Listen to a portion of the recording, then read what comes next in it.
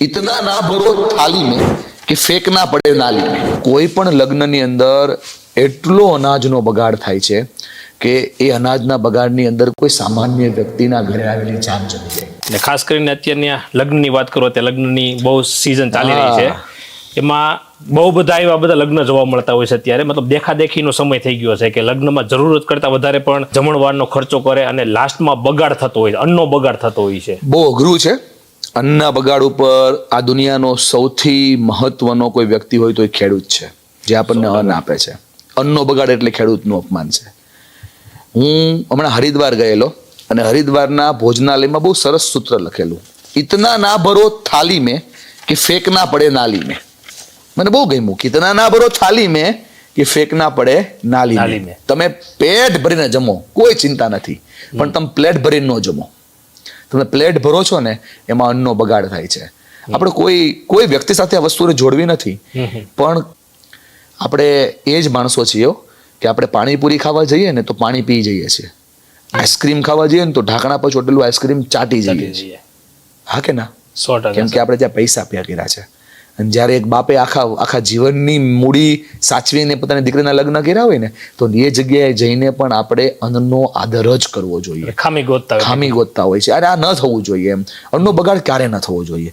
બીજું જે તમે ખર્ચાઓની વાત કરી તો શોબાજી બહુ વધી ગઈ છે। હમણાં મારી એક રીલ છે, બહુ બધા લોકોએ જોઈ, દીકરીઓ જે એન્ટ્રી કરે છે, સુવિધા હોય ધમધોકાર પૈસા વાપરો, સુવિધા હોય સગવડો હોય ધમધોકાર વાપરો, પણ તમે જોવો તો ખરા કેટલા પર્સન્ટેજ લોકો પૈસા વાપરી રહ્યા છે એમ। તમે તમારા કુલ મૂડીના 5% સુધી વાપરો તો ચિંતા નથી, પણ તમે તમારા મૂડીની 90% મૂડી વાપરી નાખો છો। તમારો સેલરી 2 લાખ રૂપિયા હોય અને તમે જો ખર્ચો 24 લાખ નો કરો, ચિંતા નથી, 2 વર્ષ તમે ઊભા થઈ જશો।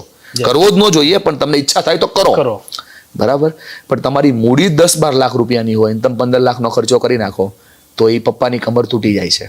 એટલે એન્ટ્રીમાં ને એન્ટ્રીમાં દીકરીઓ એન્ટ્રી કરે ને, એન્ટ્રીઓમાં કેટલાય બાપાની એક્ઝિટ વિખાઈ જાય છે, બહુ અઘરું પડી જાય છે। ખર્ચો કરવો જ જોઈએ, શો કરો, કોઈ ચિંતા નહીં, પણ તમારી પાસે પૈસા ખુદના હોવા જોઈએ। બહારના પૈસા લાવીને ક્યારેય શોબાજી કરાય નહીં, મોજ શોખ કરાય નહીં।